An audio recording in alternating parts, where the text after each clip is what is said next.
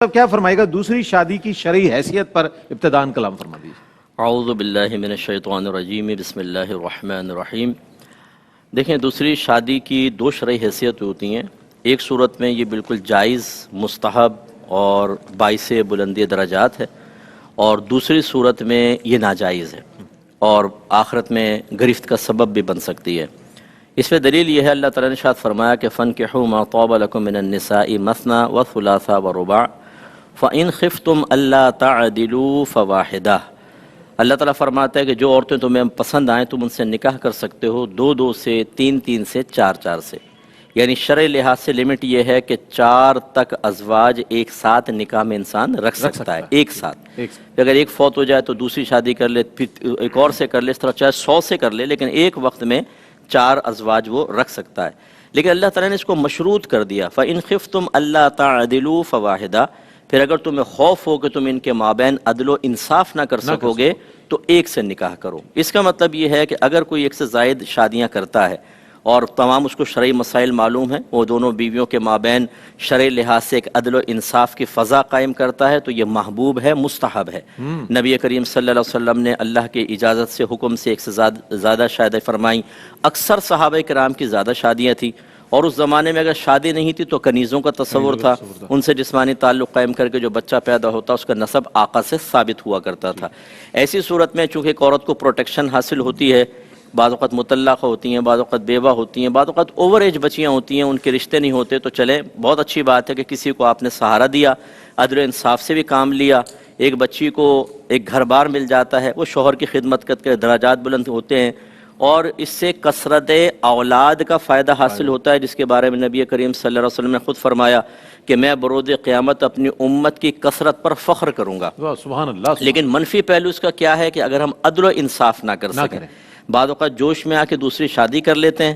پھر وہ پہلی والی زوجہ تلواریں نکال کے اپنے بھائیوں کو لے کر آ جاتی ہے، خاندان والے پریشر ڈالتے ہیں کہ بھئی ہمیں تو امید نہیں تھی تم ایسے گھننے نکلو گے، کیونکہ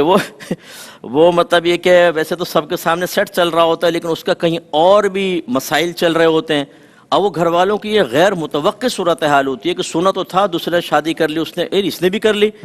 اب اس میں ہوتا ہے کہ پریشر ڈالتے ہیں، پھر یہ جو ایک ٹارزن بھائی ہوتا ہے ہمارا کہ جو پہلے بڑا چوڑا ہو کے اس کو وعدے کرتا ہے، کیونکہ اس منزل تک پہنچنے کے لیے بہت سارے پل صراط پار کرنے پڑتے ہیں، وعدے، ارادے اور استحکام اور ہمت اور حوصلہ اور جرأت۔ اس کے بعد جب وہ شادی ہو جاتی ہے پھر وہ پیغام دیتا ہے بھئی میں اپنی پہلی بیوی کو ناراض نہیں کر سکتا، میرے بچے مجھ سے ناراض ہو رہے ہیں، میرے تمام کے تمام برادر ان لا سیاسی پارٹیوں کے اندر ہیں، مجھ پہ پرچہ کٹوا دیں گے، FIR 50-60 بلوچستان کی وہ مچھر جیل ہے پتہ نہیں کون سی، اس میں ڈلوا دیں گے مجھے، میرے لیے مسائل ہو جائیں گے، اس لیے میں تو نہیں آ رہا ہوں۔ اب وہ معطل چھوڑ دیتا۔ کتنی بچیاں پھر ہم سے رابطہ کرتی ہیں، وہ صاحب ایسا ہوا۔ پہلے تو ہم بچیوں سے کہتے ہیں جب آپ کو پتہ تھا کہ وہ شادی شدہ ہیں اور اس میں ڈس بیلنس انسان ہو سکتا ہے، ماحول ہو سکتا ہے، تو آپ نہ کرتی ہیں، آپ کوئی اور کرتی، لیکن چلیں آپ کو بھی شرعی حق حاصل ہے تو آپ صبر کریں۔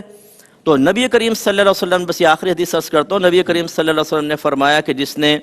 ایک زوجہ کو، ایک سے زیادہ اس کی بیویاں اور ایک بیوی کو معطل چھوڑ دیا کہ اس کا حق ادا نہیں کرتا، تو وروز قیامت ایسا آئے گا کہ اس کی ایک جانب شل ہوگی،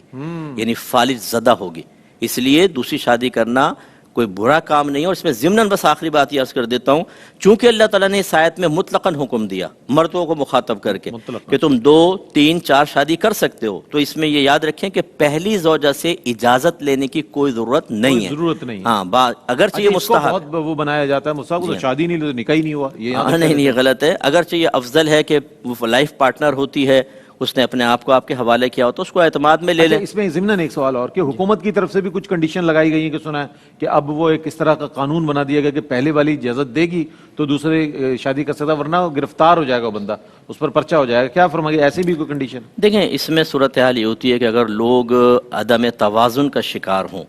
اور کتنی بچیوں کو شادی کر کے اپنی خواہش نفسانی پوری کر کے لٹکا کے چھوڑ کے چلے جائیں، تو پھر ایسی صورت میں اگر گورنمنٹ اس قسم کے سرکشوں کو قابو میں کرنے کے لیے کوئی قانون بنائے تو اس کی گنجائش نکلے گی۔ یہ تعزیراً سزا کہلاتی ہے، حداً نہیں ہے، شریعت نے مقرر نہیں کی، لیکن تعزیراً ایسا ہو سکتا ہے، جیسے اب 3 طلاقیں دے دینا ایک دم، اس پر پابندی لگا دیں، ایک ہی طلاق آپ دیں گے، 3 طلاق نہیں دیں گے، 3 طلاق دو گے سزا ملے گی۔ یہ اچھا قانون ہوگا تاکہ طلاق بدعی سے بچے انسان، طلاق کی شرح کم ہو جائے گی، طلاق کی شرح بھی کم ہوگی انشاءاللہ۔ ٹھیک ہے۔